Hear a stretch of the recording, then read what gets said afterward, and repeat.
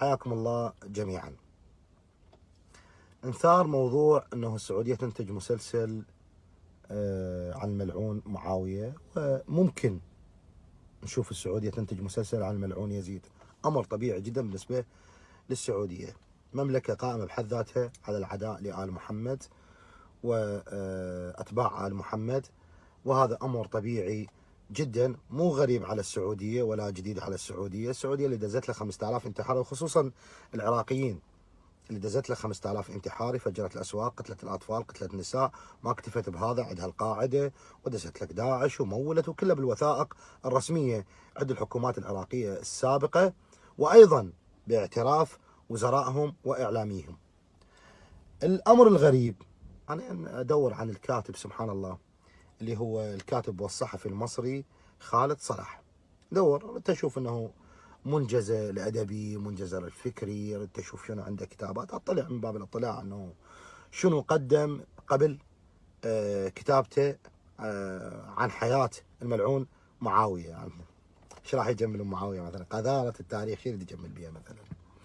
المهم، فسبحان الله قبل 3 سنوات لقيت فيديو للاعلام المصري محمد ناصر يتحدث به عن كاتب مسلسل معاوية اللي هو خالد صلاح، ومعلومات من مديرية أمن الجيزة بالوثائق وبالطب الشرعي.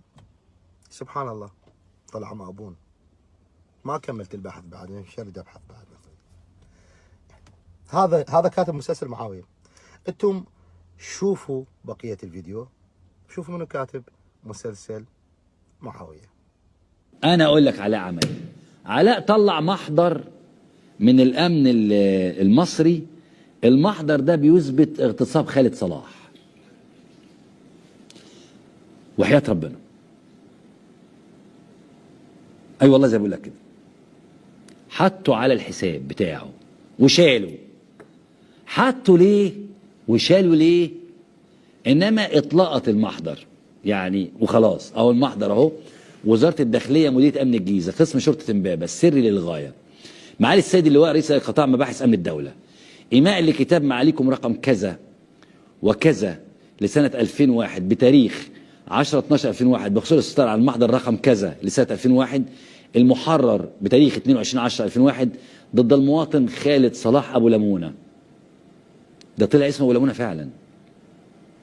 وما اتخذ من إجراءات حيال الشكاوى المقدمة من السيد جمال الدين فضل عبد الرحيم اللي هو جمال عبد الرحيم وكيلا على المواطن ضد السيد النقيب إيهاب ناجي عبد الرحيم، واتهامه كذبا بإكراهه على خلع ملابسه بالكامل، وتحريضه لأحد المحبوسين جنائيا بالاعتداء على موكله جنسيا بطريق اللواط أمام مرأى ومسمع جميع المحبوسين. مرفق مع كتابنا صورة طبق الأصل من المحضر المحرر بمعرفتنا، والملحق المحرر بواسطة وحدة البحث الجنائي بمديرية أمن الجيزة، والممهور بإمضاء وتوقيع معالي السيد الوزير عبد الجواد أحمد عبد الجواد مدير الإدارة العامة للبحث الجنائي بمديرية أمن الجيزة، وصورة طبق الأصل من الشكاوى المقدمة من محاميه السابق ذكر اسمه بعلي إلى كل من وزير الداخلية، المحامي العام، المستشار رئيس نيابة إمبابة، السيد اللواء مدير قطاع التفتيش في مش عارف إيه، مع صورة طبق الأصل من تقرير الطب الشرعي معتمد وممهورة بتوقيع السيد الدكتور السباعي أحمد السباعي كبير الأطباء الشرعيين ورئيس مصلحة الطب، والثابت فيها أنه بالكشف الطبي على المواطن المذكور بعلي فقد ثبت يقينا أنه قد تعرض للممارسة الجنسية وفي فترات بعيدة ومتعددة، وعن الممارسة الأخيرة فقد ثبت عدم وجود أي آثار المقاومة، ما يجزم بأن قد تمت برضا كامل بين الطرفين الفاعل والمفعول به. أنا بعتذر يا جماعة والله العظيم، أنا آسف بس المحضر مكتوب فيه الكلام ده. والله العظيم أنا بعتذر لحضراتكم بس المحضر مكتوب فيه الكلام ده. وهو الأمر الذي أشار إليه السيد رئيس نيابة إمبابة بقراره المزيل بتوفيق معاليه بعد شهادة شهود الواقعة وإقرارهم جميعا أن لا مش هقدر أكمل، ما هو أصل المحضر صعب قوي.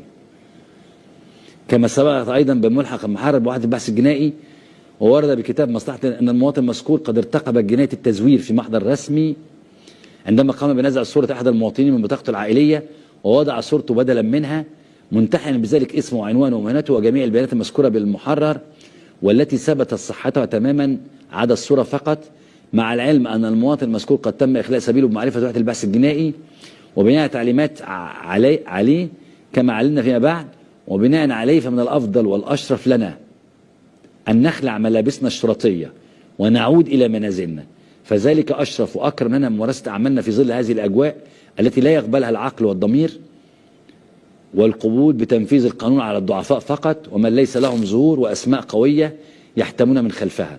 مرسل لمعاليكم للتكرم بالعلم واتخاذ ما يتراءى لمعاليكم رائد وائل الجبري، رئيس مباحث قسم شرطة إمبابة، تفتيش لمراجعة التفاوض عرضة من مش عارف إيه.